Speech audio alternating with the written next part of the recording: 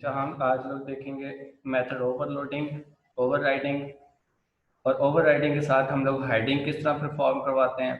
और ये जो हम लोग काम कर रहे होते हैं, मतलब ये किस तरह चीज़ें परफॉर्म हो रही होती हैं रियलिटी के अंदर एक्चुअली। और जब ये होती हैं तो फिर ये इसका जो सीक्वेंस और स्ट्रक्चर बनता है वो हमारा एक पॉलीमॉर्फिज्म कहलाता होता है। तो पहले हम लोग ओवरलोडिंग का कॉन्सेप्ट देख लेते हैं। मैंने एक अभी कंसोल एप्लीकेशन क्रिएट की है। मतलब जब आप लोग कंसोल एक एप्लीकेशन क्रिएट करते हैं तो उसके अंदर बाय डिफॉल्ट एक क्लास फाइल बनी हुई आ जाती है जिसके अंदर एक मेन मेथड भी होता है। यानी कि एक class with main method instantiate जो होता है, यानी कि क्लास विद मेन मेथड आप लोग के पास एक बनी बनाई पहले से आ जाती है। हम लोग यहीं पे इसी क्लास को आगे कंटिन्यू कर सकते हैं, इसको डिलीट करके नई क्लास क्रिएट करके वहां से भी कंटिन्यू कर सकते हैं।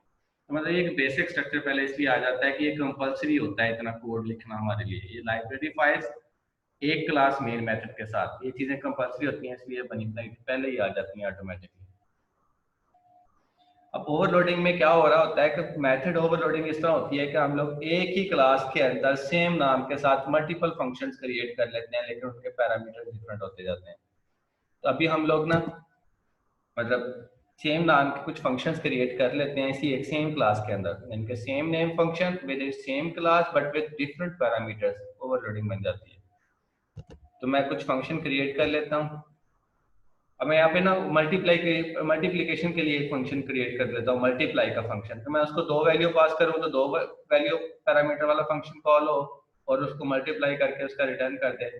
तीन वैल्यू वाला, जिनके तीन वैल्यू पास करूँ तो तीन पैरामीटर वाला फंक्शन कॉल हो और उसको मल्टीप्लाई करके रिटर्न कर दे। अब चूंकि इन फंक्शंस ने वैल्यू कोई ना कोई रिटर्न करनी है, ठीक है, तो रिटर्न करने के लिए हमें उस फंक्शन की डाटा टाइप बतानी पड़ती है। मल्टीप्लाई कर रहा हूँ तो मल्टीप्लाई करते वक्त कोई वैल्यू मेरे पास डेसिमल में भी हो सकती है, तो इसलिए मैं डेसिमल में हो सकती है इसलिए इसकी रिटर्न टाइप डबल रख देता हूँ। और उसके बाद MUL इनके मल्टीप्लाई फंक्शन में मैंने फंक्शन का नाम रख लिया।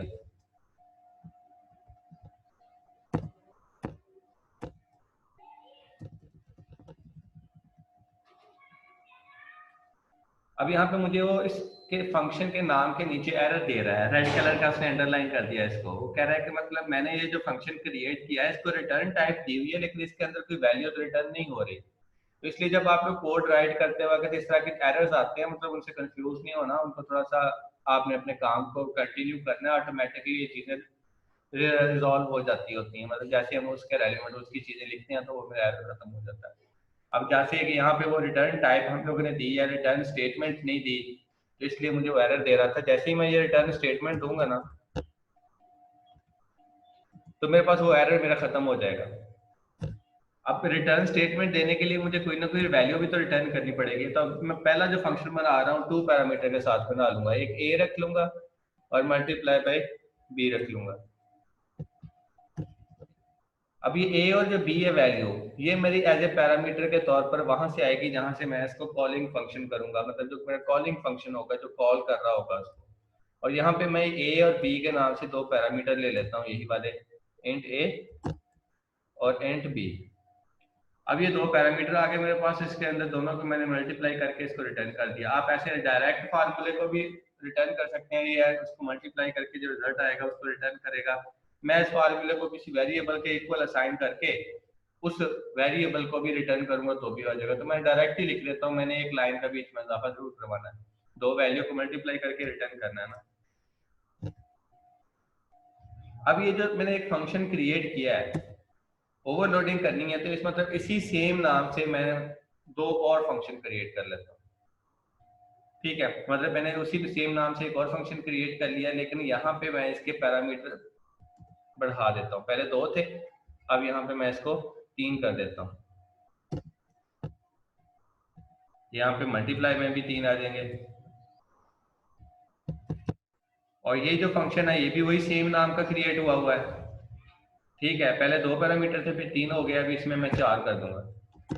तो सेम नाम के function but with different parameters, ये हमारे पास ओवरलोडिंग हो रही होती है। ए बी सी और आगे उसके बाद D.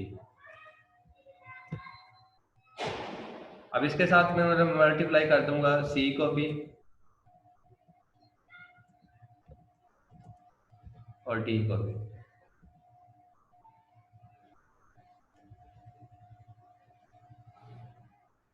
A B C D, मतलब मेरे पास मतलब ये चार पैरामीटर वाला फंक्शन हो गया, ए बी सी डी वाला, और ये 3 वाला हो गया, ये 2 वाला हो गया। मतलब मैं सेम नाम का फंक्शन क्रिएट कर रहा हूँ, लेकिन मेरे पैरामीटर डिफरेंट होते जा रहे हैं।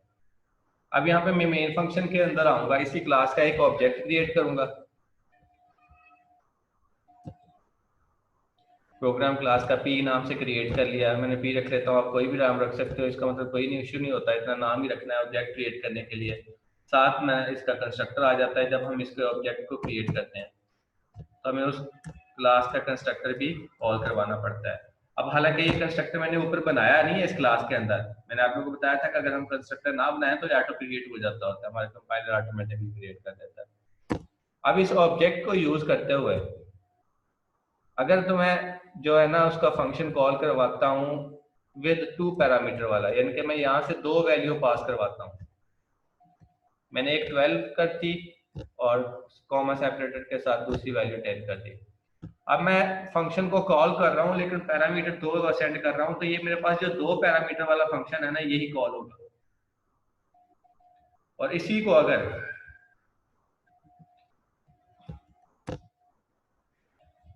मैं यहाँ पे इसको प्रिंट भी करवा लेता हूँ, बल्कि ताकि मुझे वो आउटपुट के अंदर पता भी चल जाए, हम लोग यहाँ पे इसको ना ऐसे डायरेक्ट भी प्रिंट करवा सकते होते हैं। कंसोल डॉट राइट लाइन और किसी वेरिएबल को असाइन करवा के उस वेरिएबल की वैल्यू को भी प्रिंट करवा सकता हूँ, क्योंकि उधर से वैल्यू एक रिटर्न होके आ रही है ना, जब यहाँ से कॉलिंग होनी है तो इसने उस फंक्शन को कॉल करना है और यहाँ से एक वैल्यू रिटर्न होके मेरे पास वहां पे वापस यहाँ पे आनी है जहाँ से मैं इसको कॉल कर रहा था, तो उस वैल्यू को मैं डायरेक्ट प्रिंट करवा लेता हूँ ताकि मुझे पता चल जाए कि किस टाइम कहाँ पे कौन सा फंक्शन कॉल हो रहा है। अब दोबारा मैं वही कॉल करूंगा लेकिन यहाँ पे आके पैरामीटर चेंज कर दूंगा, मैं एक वैल्यू और पास करवा देता हूँ इसको।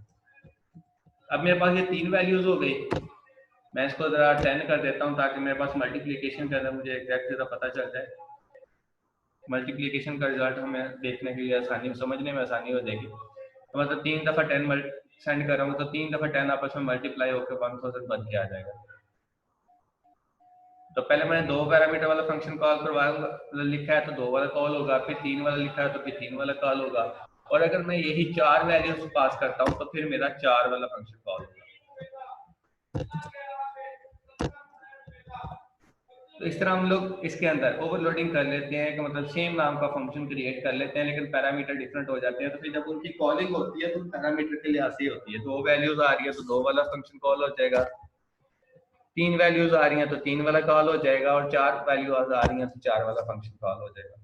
अब मैं इसको रन करके दिखा देता हूँ आप लोगों को, मतलब मेरे पास 3 आउटपुट आएंगी अलग अलग।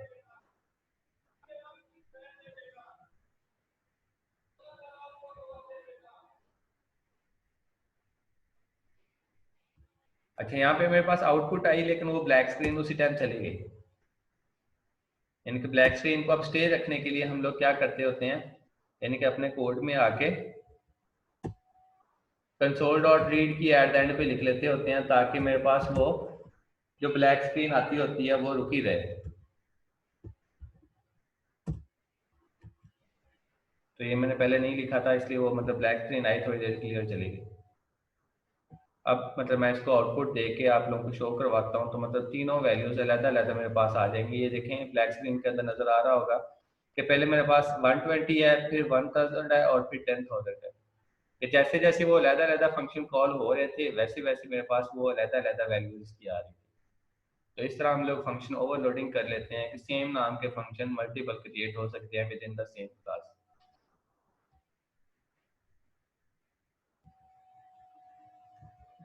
और दूसरी बात जो थी वो ओवरराइडिंग की थी। ओवरराइडिंग जब होती है तो उसके अंदर फिर डिफरेंट क्लासेस इन्वॉल्व हो रही होती है। इसको मैं डिलीट कर देता हूँ। मैं जब हम लोग ओवरराइडिंग करेंगे तो मेरे पास इससे के अंदर एक से ज्यादा क्लासेस इन्वॉल्व होंगी।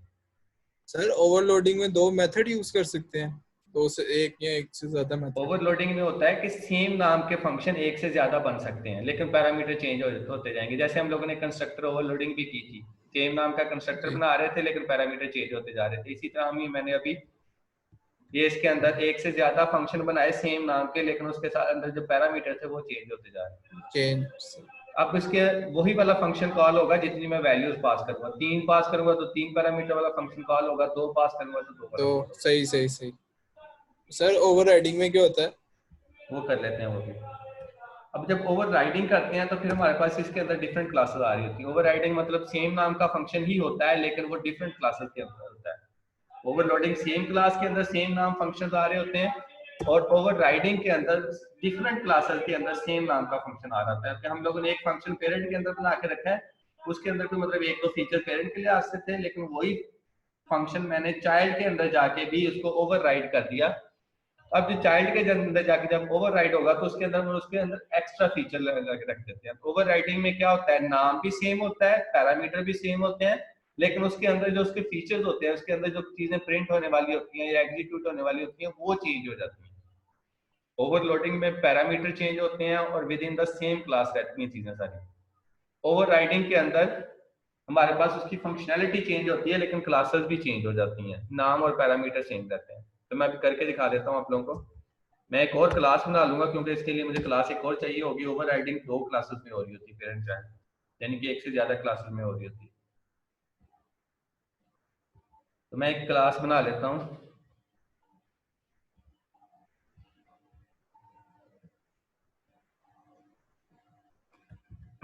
एक क्लास ए नाम से बना ली।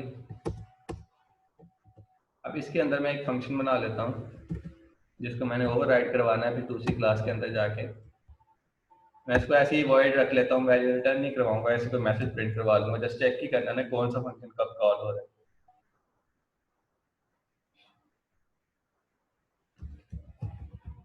हेलो के नाम से एक फंक्शन बना लिया। इसके अंदर मैं एक मैसेज प्रिंट करवा लेता हूँ।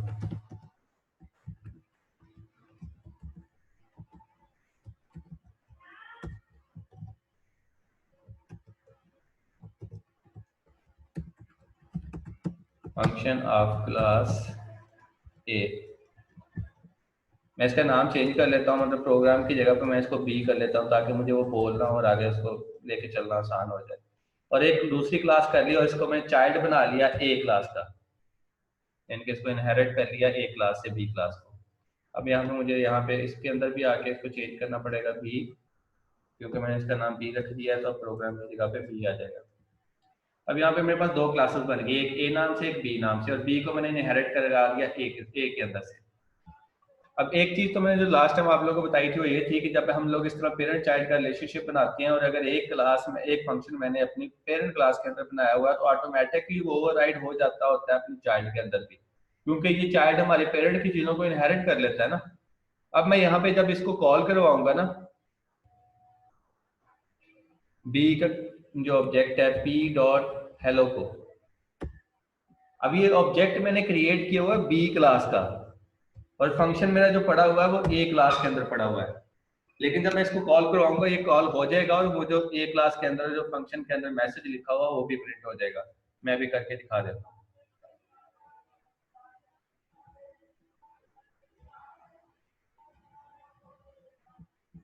ये आप लोगों के सामने नजर आ रहा होगा, फंक्शन ऑफ क्लास ए। हालांकि मैंने बी का ऑब्जेक्ट क्रिएट किया था, बी के अंदर से उस फंक्शन को कॉल करवाया था, बी के अंदर वो फंक्शन नहीं है, लेकिन वो चाइल्ड है एक ही। तो चाइल्ड जो होता है पेरेंट की चीजें इनहेरिट कर लेता है, मतलब जब इनहेरिट करता है तो वो same as it is same नाम के साथ आ रही होती है ना, तो जब सेम नाम के साथ आती है तो ओवरराइड हो जाती है ऑटोमेटिकली। लेकिन इन चीजों को हम लोग खुद भी अगर ओवरराइड करना चाहें तो कर सकते होते हैं।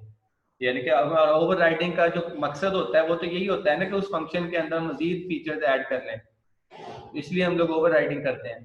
अगर हम लोगों ने इसी तरह रखना तो फिर उसका ओवर राइडिंग तो फायदा ही नहीं ना हमें। अगर हम लोगों ने जब प्रॉपर उसका बेनिफिट लेने हो तो फिर हमें खुद ओवर राइडिंग करवानी पड़ती है, और जब हमें खुद ओवर राइडिंग करवानी पड़ती है तो फिर क्या होता है कि वही same function with same parameter child class के अंदर आके भी रख देते हैं, इनके क्रिएट कर देते हैं। तो अब मेरे पास अब एक फंक्शन बन गया जो कि पेरेंट के अंदर भी है चाइल्ड के अंदर भी है, जहां पे जस्ट इसके अंदर मैं इसके फीचर चेंज कर दूंगा, मतलब जो इसके अंदर चीजें आ रही है वो मैं चेंज कर दूंगा, तो मैं मैसेज बी के लिए से प्रिंट करवा दूंगा। मतलब अगर ये वाला फंक्शन चलेगा तो बी प्रिंट होगा, अगर ये वाला चलेगा तो ए प्रिंट होगा, ताकि मुझे पता चल जाए कि कौन सा फंक्शन कॉल हुआ है। ओवर राइडिंग हो रही है ना, तो जो भी एक कॉल होकर रन हुआ है, ताकि मुझे वो क्लियर हो जाएगा, तो उसके लिए मैंने इसके अंदर बी रख दिया और उसके अंदर ए रख दिया। अब यहाँ पे मुझे एक छोटी सी एरर दे रहा है, कहता है ये जो आप लोगों ने इसके अंदर फंक्शन ओवर राइडिंग की है ना, कहता है ये इस तरह नहीं पॉसिबल। हालांकि वो फाइल के अंदर मतलब देख के कोड को रन किया हुआ था, वो इसी वजह से हुआ था कि आप लोगों के सामने ग्रीन लाइन आ रही है। जो ग्रीन लाइन होती है ये हमारे पास चल जाती हैं, हमारे पास कंपाइल कंपाइल हो जाती हैं। जब कंपाइलर बास टाइम चला देता है इनको, बास टाइम मतलब हमें वो एक्सेप्शन दे देता है, प्रॉब्लम नहीं क्रिएट करता कि आप मतलब ऐसी चीज इस्तेमाल करने जा रहे हो जो सही नहीं है, लेकिन एरर नहीं आता उसका। लेकिन हम लोगों ने इस रिस्क में पड़ना है, जो हमें वो कह रहा है हमने अपने कोड के अंदर प्रॉपर चीजों को लेके चलना होता है। जैसे हम कोई वेरिएबल डिक्लेयर करें, उसको यूज ना करें, तो उसके अंदर फिर नीचे की ग्रीन लाइन आ जाती होती है कि आप लोगों ने एक वेरिएबल डिक्लेयर किया, इसको यूज नहीं किया, तो कोई मसला नहीं, नहीं यूज किया तो पड़ा रहे, कोई बात नहीं।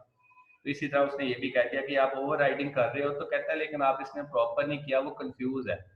कहता है उसको नहीं पता चल रहा है कि आपने इस फंक्शन को हाइड करना है या ओवर राइड करना है। तो लेकिन जो उसको समझ आ रही है, कहता है आप मेरे ख्याल में आप इसको हाइड करना चाह रहे हैं। हाइड क्यों करना चाह रहे हैं कि क्योंकि जो जब ओवर राइड करना होता है ना, तो हम पेरेंट फंक्शन के अंदर आके, जो पेरेंट क्लास के अंदर जो फंक्शन होता है उसके अंदर आके हम लोग विजुअल राइड करते होते हैं, और चाइल्ड क्लास के अंदर जब हम लोग आते हैं ना, अब ये देखो मुझे वो कह रहा है कि या तो आप लोग इसको इनहेरिट करोगे, मतलब वहां से जो ओवर राइड हो रही है वो करोगे, या फिर आप लोग इसको, अब उसने जिनके जो उसको हिंट मिल रहा है उसने उसी के हिसाब से मुझे मैसेज दिया। तो अब मैंने ऊपर वर्चुअल लिख दिया, तो वर्चुअल लिख दिया, तो यहाँ पे आप मुझे आके इसको ओवर राइड करना पड़ेगा। यानी कि जब हम लोगों ने ओवर राइड करना होता है किसी फंक्शन को, तो वो फंक्शन अगर किसी पेरेंट क्लास के अंदर भी पड़ा हुआ है, तो वहां पे जाके मुझे उसको विजुअल डिक्लेयर करना पड़ेगा, यहाँ पे आके ओवर राइड लिखना पड़ेगा, फिर मेरा ये फंक्शन ओवर राइड होगा। अगर मैंने ऊपर विजुअल नहीं लिखा हुआ, तो फिर मुझे यहाँ पे न्यू का कीवर्ड लिखना पड़ेगा, यानी कि मुझे फिर इसको हाइड करवाना पड़ेगा। और जब हम लोगों ने इसको हाइड करवाना हो, तो फिर हम न्यू का कीवर्ड यूज करते होते हैं, और अगर ओवरराइड करवाना हो तो फिर हम लोग ओवरराइड का कीवर्ड यूज करते हैं, लेकिन फिर पेरेंट फंक्शन के साथ विजुअल का कीवर्ड भी यूज करते हैं। तो पहले मैं न्यू के साथ रन करके दिखा दूंगा, फिर ओवरराइड के साथ रन करके दिखा देता हूँ। तो न्यू का मतलब होता है कि ये फंक्शन मेरा हाइड हो गया है, ये अब एग्जीक्यूट नहीं होगा। अब मैं इसको करके भी दिखा देता हूँ। अब ये मैंने एक बी क्लास का ऑब्जेक्ट क्रिएट किया हुआ है, अब साथ में ए क्लास का ऑब्जेक्ट भी क्रिएट कर लेता हूँ, ताकि मैं उसका फंक्शन भी करवा सकूँ call. A small a is equal to new, और उसका कंस्ट्रक्टर ए का। अब मैं ए क्लास के ऑब्जेक्ट को यूज करते हुए हेलो को कॉल करवाऊंगा, तो मेरे पास ए क्लास वाला मैसेज प्रिंट होना चाहिए, फंक्शन ऑफ क्लास ए का। और जब मैं बी क्लास के अंदर आऊंगा, तो मैं अब कंस्ट्रक्टर बी क्लास का यूज करूंगा,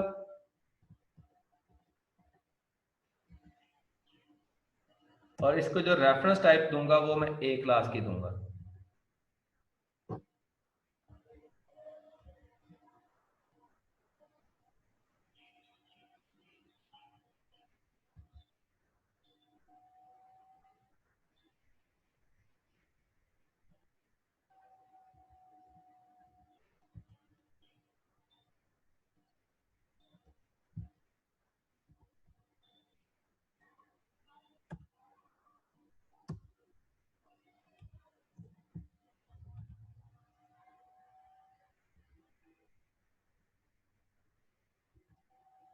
अब मैं इसको रन करता हूँ।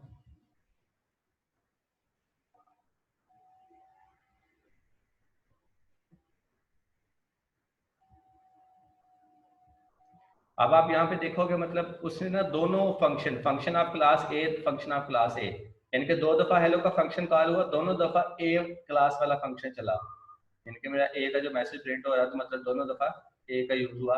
हालांकि मैं उसके अंदर जो वैल्यू उसको दे रहा था, जो मैं कह रहा था, वो बी क्लास का कंस्ट्रक्टर यूज करते हुए कह रहा था।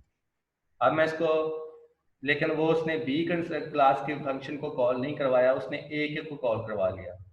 मतलब बी का फंक्शन मेरे पास मेरा हाइड हो चुका हुआ है, इसलिए वो प्रॉपर उसके पास उसको उसका रिजल्ट भी शो नहीं करवा रहा था,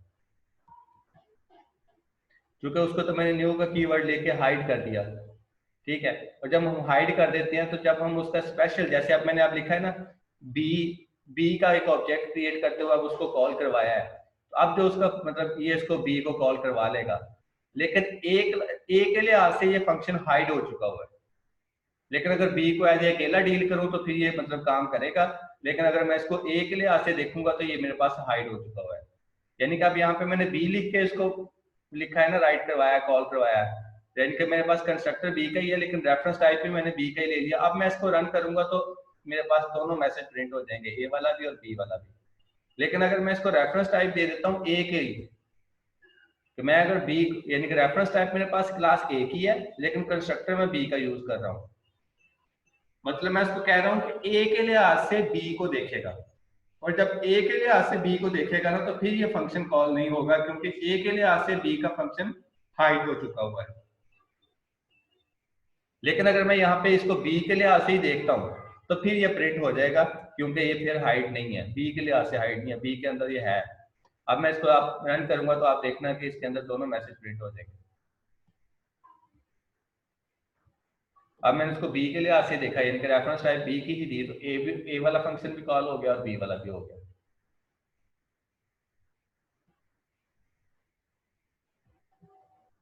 अब चूंकि मैंने इसको बी का कॉल किया था, लेकिन जब मैं इसको रेफरेंस टाइप ए की दूंगा कि मुझे ये ए के लिहाज से बताए, तो फिर ये कॉल नहीं होगा। फिर ए के लिहाज से तो मैंने इसको हाइड कर दिया हुआ है न्यू का कीवर्ड लगा के, ये सिर्फ ए के वाला फंक्शन ही कॉल होगा, बी वाला कॉल नहीं होगा। बी के साथ मैंने न्यू का कीवर्ड लगा दिया। तो इस तरह ये जब जो आपने फंक्शन ऑफ क्लास बी लिखा हुआ है यहाँ पे अगर हम ए लिखे तो ये तो मैंने जस्ट एक मैसेज लिखा है ना, ताकि मुझे पता चल जाए कि कौन सा फंक्शन कॉल हो रहा है। सर हाइड करने के लिए तो पब्लिक न्यू वर्ड लिखा है ना आपने। हाइड करने के लिए मतलब ये न्यू का कीवर्ड फंक्शन, न्यू का ये कीवर्ड फंक्शन के साथ आना है जिसको मैंने हाइड करवाना है। अच्छा अच्छा ये अंदर तो इसके जो एक नीचे मैसेज जो है आपने ताकि लिखा मुझे है। पता चल जाए कि वाकई हाइड हुआ है कि नहीं हुआ। अच्छा सही। अब नीचे जब मैंने आपने इसको लिखा प्रिंट है करवाया तो मेरे पास दोनों टाइम ये वाला फंक्शन का मैसेज आ रहा था, तो मेरा मतलब दोनों टाइम ये ऊपर वाला यहाँ पे भी और यहाँ पे भी, ए दोनों और टाइम जब हेलो का फंक्शन कॉल सही। हुआ तो इसने पहले वाले को कॉल किया, इसको उसने कॉल ही नहीं किया क्योंकि ये हाइड हो चुका हुआ है। ओके और हाइड हुआ है ए के लिहाज से, मतलब रेफरेंस टाइप मैंने ए दी है, कंस्ट्रक्टर बी का यूज किया है, ए के लिहाज से हाइड है। अगर यहाँ पे मैं इसका बी का ही ऑब्जेक्ट क्रिएट करके इसको बी के फंक्शन को कॉल करवाऊंगा तो बी के लिहाज से ये हाइड नहीं है, ए के लिहाज से हाइड है, क्योंकि ए के फंक्शन को बी के अंदर आके मैं ओवरराइड कर रहा हूं ना,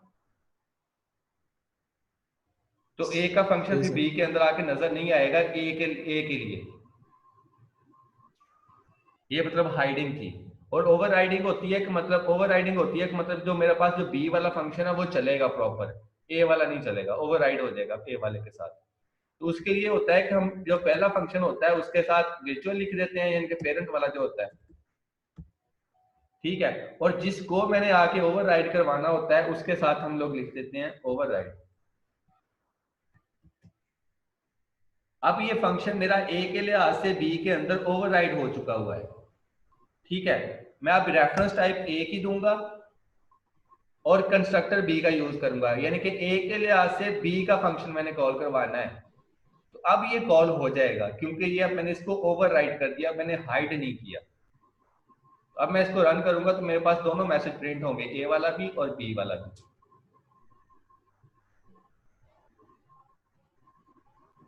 function of class A, function of class B, मेरे पास दोनों मैसेज प्रिंट हो रहे हैं, तो मतलब दोनों फंक्शन मेरे पास अलग अलग कॉल हो रहे हैं। हालांकि ये देखें मैंने उसी तरह सेम किया था, बी का कंस्ट्रक्टर लिया, ए क्लास का रेफरेंस लिया, तो ए के लिहाज से बी को उसने कॉल करवाया तो उसने उसको प्रॉपर बी को ही कॉल करवाया है, क्योंकि मैंने कहा कि मैं इसको ओवरराइड कर रहा हूँ। ओवरराइड का मतलब होता है कि जो मैं दोबारा लिख रहा हूँ उसको इस्तेमाल करे, जो पहले लिख चुका हूँ उसको इस्तेमाल ना करे, क्योंकि वो वर्चुअल है और ये ओवरराइड हो चुका हुआ उसी फंक्शन के ऊपर। तो कहता है इसको इस्तेमाल करो, पहले वाले को इस्तेमाल ना करो, ये ओवरराइडिंग होती है। यानी कि पहली चीज के ऊपर दूसरी और चीज को राइट कर देना, पहली को खत्म कर देना। और अगर हम चाहते हैं कि दूसरी वाली खत्म हो जाए, पहली इस्तेमाल होती रहे, तो फिर हम न्यू का कीवर्ड यूज करते हुए जो दूसरी दफा आ रही है ओवरराइड हो रही है उसको हाइड करवा लेते हैं, तो फिर पहले वाली चल जाती है। तो इस तरह हमारी ओवरराइडिंग होती है कि सेम नाम का फंक्शन दो क्लासेस के अंदर आ सकता है, अब कॉल किसको करवाना है वो हमारी ओवरराइडिंग या हाइडिंग डिसाइड कर रही होती है। अब इसको मजीद क्लियर करने के लिए मैं इसके अंदर एक और क्लास क्रिएट कर लेता हूं कि जिसके अंदर मैं आप लोगों को बता दूंगा कि ये दोनों काम इकट्ठे करने हो, हाइडिंग और ओवरराइडिंग, तो कंबाइन भी हो जाते होते हैं।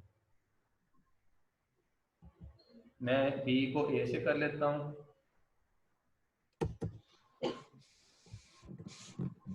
और यहाँ पे एक और क्लास क्रिएट कर लेता हूँ सी के नाम से और इसको एक्सटेंड करवा लेता हूँ बी से।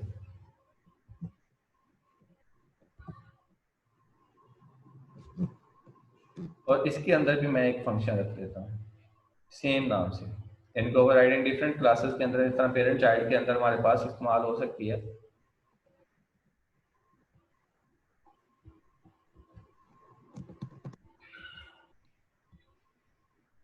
अब ये जो पहला पहला फंक्शन है इसके अंदर से मैं ये हटा देता हूँ वर्चुअल, इसको मैं कह देता हूँ खाली एक सिंपल फंक्शन बना लिया। दूसरे फंक्शन के अंदर आके यहाँ पे मैं न्यू का कीवर्ड लिख देता हूँ, मैं दूसरे फंक्शन को हाइड करवा लेता हूँ और तीसरे के अंदर इसको ओवरराइड करवाऊंगा। ओवरराइड किसको करवाना है, ये सेकंड वाले को।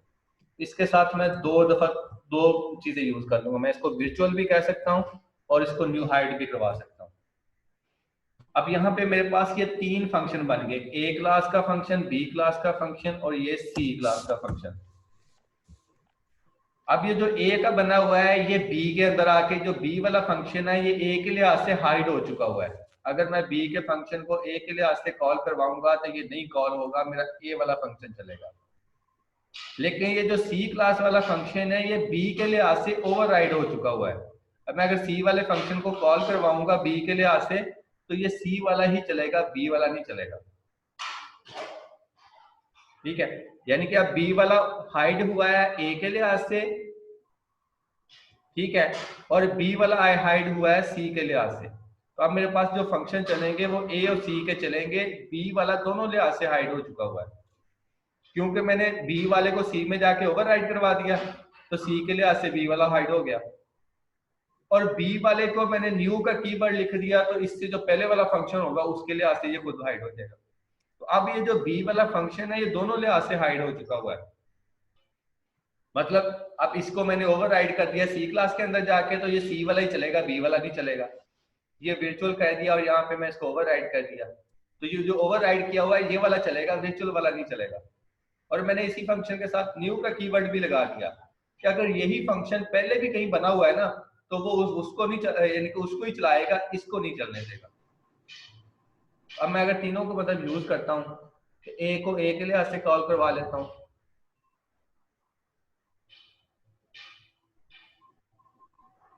और बी वाले को ए के लिहाज से कॉल करवाऊंगा तो बी वाला नहीं चलेगा, ए वाला ही चलेगा। ठीक है,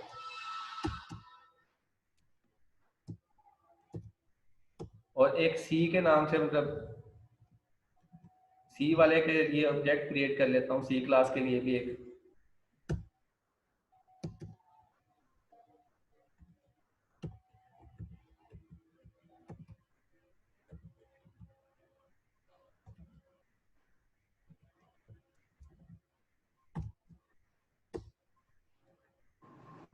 अब ये जो सी वाला है इसको मैंने देखना है बी के लिहाज से, तो कंस्ट्रक्टर मैं सी का रहने दूंगा, रेफरेंस टाइप में इसको बी की दे दूंगा क्योंकि बी आगे सी के अंदर ओवरराइड हो रहा है ना, तो मैंने बी को सी के लिहाज से देखना है। और जो बी के अंदर है वो हाइड हो रहा है ए के लिहाज से, तो मैंने रेफरेंस टाइप ए दे दी, कंस्ट्रक्टर बी का यूज कर दिया। अब यहाँ पे मैं इसको कॉल करवाऊंगा सी डॉट हेलो।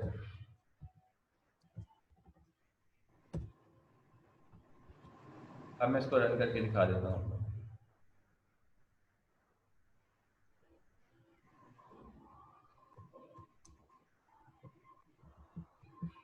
यहाँ पे आप देखो पहले ए क्लास का मतलब चला function of class A, function of class ए, मतलब ए वाला खुद भी चला, जब मैंने उसको बी के लिए ऐसे कॉल किया तब भी ए वाला चला क्योंकि बी वाला हाइड हो चुका हुआ है। ए के लिए जब मैंने उसको मतलब न्यू का कीवर्ड लिख दिया तो वो हाइड हो गया तो ए का ही चलना है, तो ए का ही चला। और फंक्शन ऑफ क्लास सी वो खुद चला, मतलब उसको मैंने बी के लिए से ओवरराइड किया था, इसलिए बी वाला नहीं चला और सी वाला चल गया। तो यानी कि दोनों में से एक चलना होता है ओवरराइड जब करते हैं। अगर तो मैंने हाइड जो जिसको हाइड किया हुआ है वो हाइड हो जाएगा, दूसरा चल जाएगा। अगर मैंने न्यू का कीवर्ड नहीं यूज किया हुआ तो ओवरराइड वाला चलेगा, वर्चुअल वाला नहीं चलेगा। तो यहाँ पे पहले 2 दफा फंक्शन ए चला और दूसरी दफा सी चला, तो मतलब बी वाला जो मेरे पास था ना वो कॉल ही नहीं हुआ,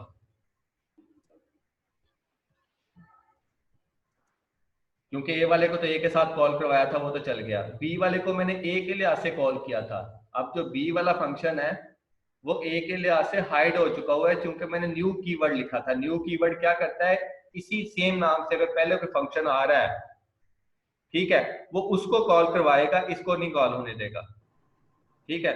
और सी क्लास के अंदर मैंने सेम जाके फंक्शन रखा, उसको मैंने ओवरराइड कर दिया। अब मतलब जो ओवरराइड हुआ हुआ है ये वाला फंक्शन, तो यही वाला चलेगा, जो इससे पहले जिसको मैंने वर्चुअल कहा है वो नहीं चलेगा। तो इसलिए ऐसा मतलब हमारे पास ये है, इसकी हायरार्की चेंज होती रहती है। हाँ, अगर मैं यहाँ पे बी लिख देता हूँ, बी को बी के लिए से कॉल करवाता हूँ, तो फिर ये चल जाएगा। मैं इसको मतलब वो नहीं कहता कि ए के लिए से इसको करे। अब मैं इसको कॉल करवाऊंगा तो अब ए बी सी इनके तीनों ही चलेंगे।